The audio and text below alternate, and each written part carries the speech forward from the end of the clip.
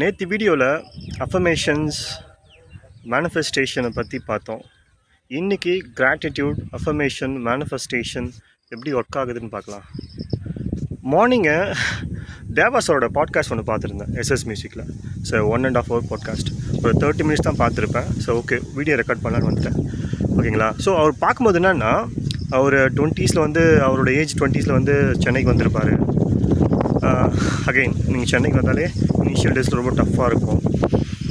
ஆக்ஷன்ஸும் எடுக்கணும், ஒரு ட்ரீமும் மைண்ட் கோலும் இருக்கும், ஆக்ஷன்ஸும் எடுக்கணும், அதுக்கான ட்ரை பண்ணிகிட்டே இருப்பார். அவர் கூட இன்னொரு ஃப்ரெண்டும் சேர்ந்து ட்ரை பண்ணுவாங்க. அவரோட 30th ஏஜில் அவருக்கு ஒரு இன்ஃபர்மேஷன் வரும். என்னென்னா, அவர் ஃப்ரெண்டு வந்து தனியாக படம் பண்ணிட்டாருன்னு. ஓகேங்களா. அவர் ஃப்ரெண்டு தனியாக போயிட்டார். எவ்வளோ கஷ்டமாக இருந்துங்க பாருங்கள் அந்த டைமில் அவருக்கு. இதுதான் அஃபர்மேஷன்ஸ் மேனிஃபெஸ்டிங். அவர் வந்து ஒரு கோல் வச்சுருப்பார்ல, இதெல்லாம் தாங்கணும். கிராட்டிடியூட்னா நம்ம தான் ஓகே, அவங்க பண்ணிட்டாங்க பரவாயில்ல, நம்ம மூவ் ஆன். கிராட்டிடியூடோட சயின்டிஃபிக் என்னன்னா, காலையில் எழுந்து எதுக்கு கிராட்டிடியூட் பண்ண சொல்கிறாங்கன்னா, நம்ம மற்றவங்க மேலே ஈகோ இருக்கும், இல்லை வந்து மற்றவங்களாம் பொறாமல் இருக்கும். இது எல்லாமே தவிர்த்துட்டு என்னால் பண்ண முடியும், பண்ணுவேன், பண்ணி தான் ஆகணும், அந்த ஒரு தாட் இருந்துச்சுன்னா நம்மளை பற்றி யோசிப்போம், நம்மளோட கோத்தை பற்றி யோசிப்போம். இதுதான் கிராட்டிடியூடோட பெரிய இதுவுமே இப்போ நம்ம எனக்கு ஒரு சில விஷயம் இருக்குது, அதை வச்சுட்டு ஹாப்பியாக இருந்துட்டு மூவ் ஆகிட்டே இருக்கணும். இல்லாத ஒரு விஷயத்தை பற்றி வேணும் ட்ரை பண்ணால் அது சத்தியமாக கிடைக்காது. அது வந்து ஒன்று கஷ்டத்தில் போய் முடியும், இல்லைனா அதை பற்றி ரெக்ரீட் பண்ணி த்ரூ அவுட் லைஃப் உங்கள் லைஃப் வேஸ்ட் ஆகிடும். கிராட்டிடியூட் எப்படி ப்ளே பண்ணுதுன்னா, கிராட்டிடியூட் வந்து உங்களுக்கு ஒரு பெரிய இதுவும் மூல்ட் ஆகும். இருக்கிறத வச்சுட்டு ஹாப்பியாரு, இன்றைக்கி டேவே சந்தோஷமாக இரு, நீ உன்னோட வேலையை பாரு. கிராட்டிடியூடோட சயின்ஸே தான். அஃப்கோர்ஸ் மேனிஃபெஸ்டேஷன் அவர் தான் சொல்லிப்பாருன்னா, நான் வந்து ட்ரை பண்ண நான் வந்து ட்ரீம் பண்ணுவேன், ட்ரீம் பண்ணுவேன். எல்லாருக்கும் ஒரு கோல் இருக்குல்ல, நிறைய பெரிய மியூசிக் ஆர்கெஸ்ட்ரா வச்சு நான் வந்து ஒரு இதில் ஸ்டூடியோவில் போயிட்டு இது போல் ட்ரீம் பண்ணி, இதான் மேனிஃபெஸ்டேஷன் இருக்குது. அவர் ஆக்ஷனும் எடுப்பார், மேனிஃபெஸ்ட்டும் பண்ணியிருப்பார். கிராட்டிடியூட் ரொம்ப கஷ்டம், சீரியஸ் சொல்கிறேன். நீங்கள் ஆக்ஷன் கூட எடுத்துடலாம், ஆனால் கிராட்டிடியூட் வந்து ரொம்ப ரொம்ப ரொம்ப ரொம்ப கஷ்டம். உங்களுக்கு ஒருத்தர் தப்பு பண்ணிட்டாரு, அந்த தப்புலாம் பண்ணிவிட்டு நீங்கள் சகிச்சுக்கிட்டு அந்த ஒவ்வொரு நாளும் கோத்ரூ பண்ணுறது ரொம்ப கஷ்டமான விஷயம். I agree. பட் அவர் கோத்ரூ பண்ணியிருக்காரு. கோத்ரூ பண்ணதால தான் என்னென்னலாம் மேனிஃபெஸ்ட் பண்ணியிருக்காரு, என்னெல்லாம் அஃபர்மேட் பண்ணியிருக்காரு டெய்லியில். அவர் இன்றைக்கி ஒரு பெரிய மியூசிக் டைரக்டராக இருக்காரு. அது இதெல்லாம் அவரோட பெரிய இதுனா தெரியுங்களா, சோஷியல் மீடியா இல்லை. அப்போ சோஷியல் மீடியா இருந்தால் கண்டிப்பாக டிஸ்ட்ராக்ட் ஆகிருப்பார். ஐயோ, நம்மளோட நிறைய பேர் பண்ணுறாங்களே, நம்மளோட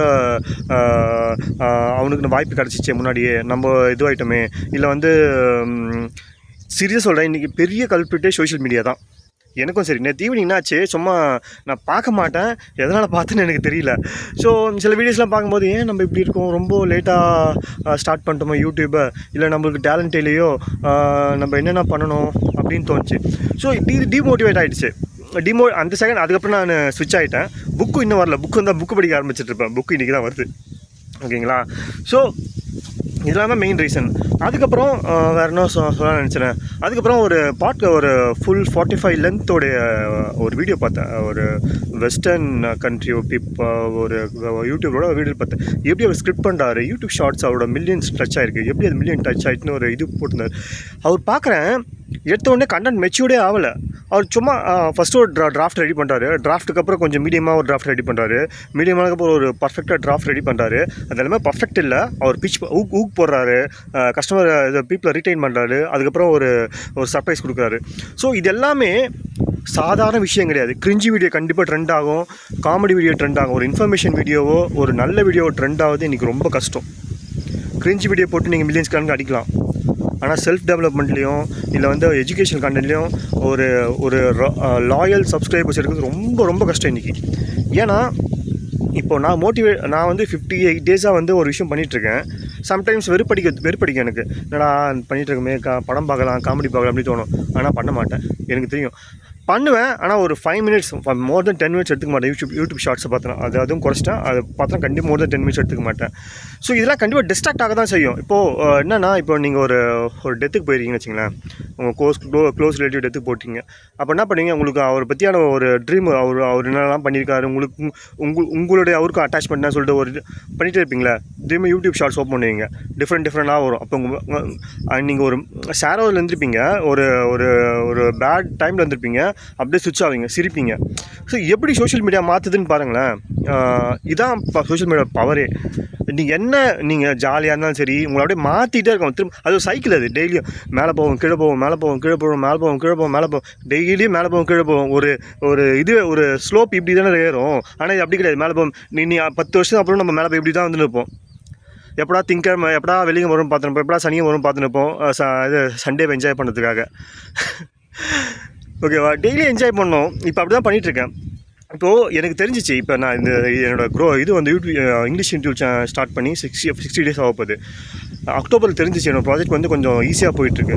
இந்த 30 டேஸ் நான் அந்த எஃபர்ட்டை எடுக்கலைன்னா என்னோடய ப்ராஜெக்ட் வந்து ஜனவரி ஃபெப்ரவரி ரொம்ப டஃப் ஆகிடும். எனக்கு என்னை பற்றி யோசிக்க டைமே இருக்காது. ஸோ அதனால் என்ன பண்ணேன், இதுதான் என்னோடய கடைசி 30 டேஸ்னு உட்காந்துட்டு.